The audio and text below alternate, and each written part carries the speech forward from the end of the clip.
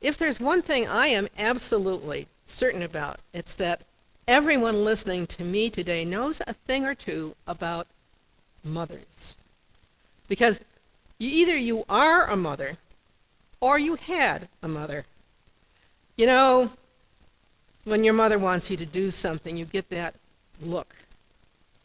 Or you get the pointed request to go ahead and do what you should have done without being reminded in the first place. Maybe you remember how she looked when she saw what passed for a dirty teenage bedroom when you were young. Maybe it's right now in your own family where you have a 20-something young adult living at home who just can't seem to be motivated to look for a job or find a place to live on his own. Modern psychologists call this failure to launch. Today we encounter Jesus and his mother attending a wedding in the little village of Cana, where the wine runs out before the festivities end. Now, Mary already knows what Jesus is capable of. After all, Jesus is now 30 years old and living with her. And other than beginning to gather some of what will be his 12 disciples, he hasn't launched his ministry at all. Jesus has brought the disciples he has with him to this wedding.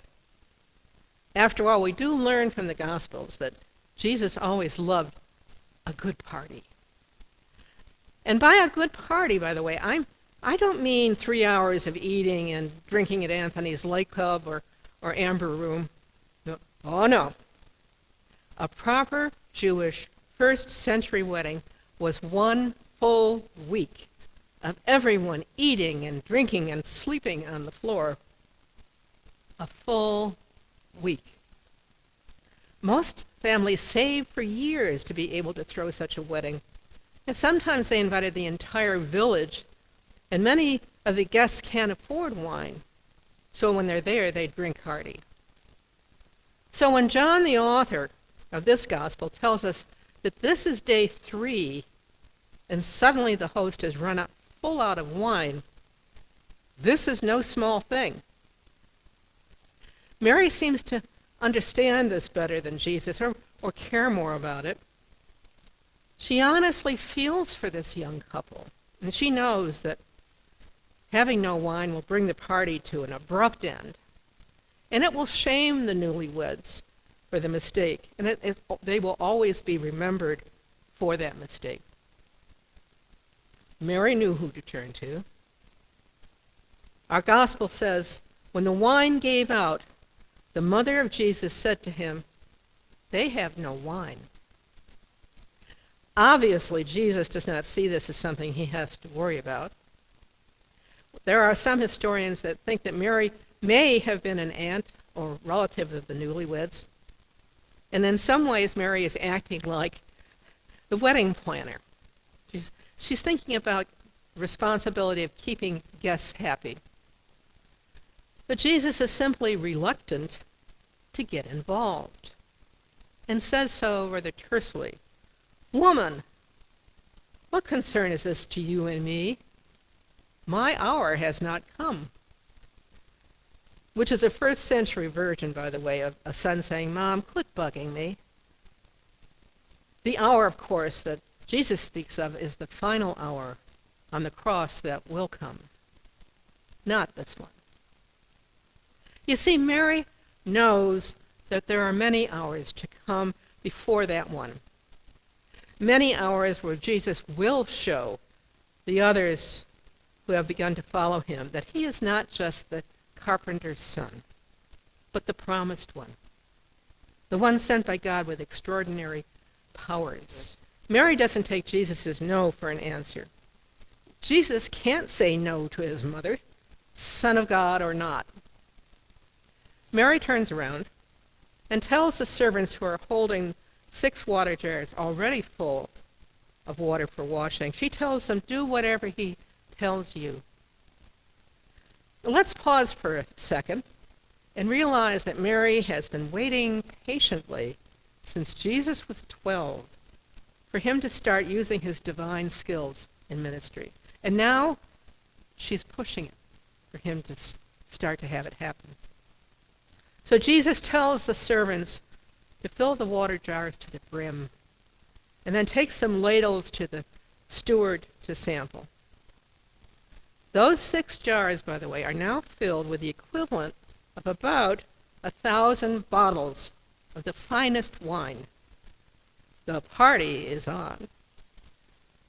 It seems, you see, that Mother does know best. This will be the first act of his ministry. And over the years ahead, the first sign of 7 signs to the disciples who were there, and to all the wedding guests. Jesus is more than just the carpenter's son. From this point on, Jesus will be reluctant no more, thanks to his mother. It's important to note that it took a little help from another person to give him the impetus to meet his destiny. We all know there have been times when we have kind of held back from launching into actions that we can tell God really wants us to do. Were there times when you were afraid to take the leap to a new opportunity? I'm not thinking of a new career, a new home, a new relationship, or a project that requires some risk. More often than not, there's also been someone who motivated you to act. Like Jesus before his ministry, another man who never wanted the path he was being thrust into was Martin Luther King Jr. He was in part motivated by a woman who was not his mother, but who was the mother of a movement. Dr. King never wanted to be a preacher. He wanted to be in the academic world, writing about theology. You know, it's hard enough to be a preacher's kid, which he was, and to know that he could never be as good as Daddy King, his father, the renowned preacher. It was the bravery of a tired seamstress in Montgomery, Alabama, who refused to give up her bus seat because she was black. That was just 2 days before he was thrust into preaching. I don't think Rosa Parks meant to be the mother of a movement. And I know for sure that the last thing Martin Luther King wanted was to become the symbol of the civil rights movement. Reverend Dillenbeck pointed out that Jesus was able to work out the abundant grace of God in that moment because someone else helped him see it was time. Sometimes we all need someone else to help us see it's time to do our part, to be an agent of God's grace at work in the world. You know, based on her need to stand against humiliation, the interchange between Mary and Jesus resembles the interchange between Rosa Parks and Martin Luther King Jr. on an ordinary day in Montgomery. By refusing to give up her seat on the bus or give in to one more instance of humiliation of her people, Parks provoked a moment in history, and she provoked King's entry into that moment. She helped him see that it was time for him to work in a more organized way toward God's vision for humanity. Sometimes we all need someone else to help us see that it's time to be God's agent of abundant grace in the world. The trick I find about preaching on Martin Luther King Jr. or any transformational figure is that it's too easy for us to say to ourselves, wait a minute, I'm not MLK.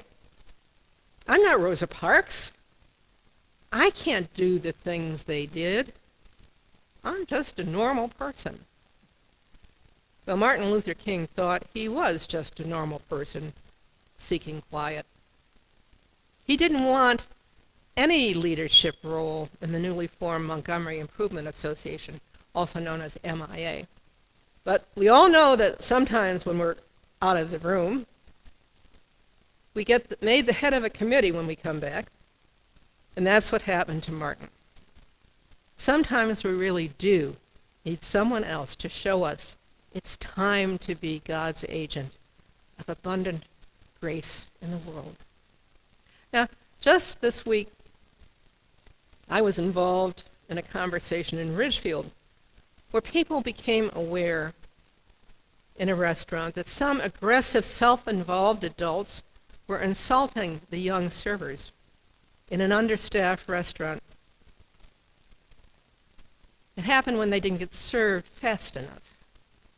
These so-called adults even threw their food at the servers and threatened the kids. Is there any wonder why young people don't want to work in a situation like this? The dialogue led to the rest of us vowing to confront the offenders if we see abuse taking place and notify the offenders that we won't tolerate it either. This is one small example on a local level where we are called to extend our love to people who are being devalued today. The challenge is making the first move. Making the first move when we really don't know where that act of bravery is going to take us. As Dr. King told us, faith is taking the first step when you don't see the rest of the staircase. For this week ahead, my prayer for you all is bravery-fueled faith, so that you too can become the warmth of God's love to everyone. Amen.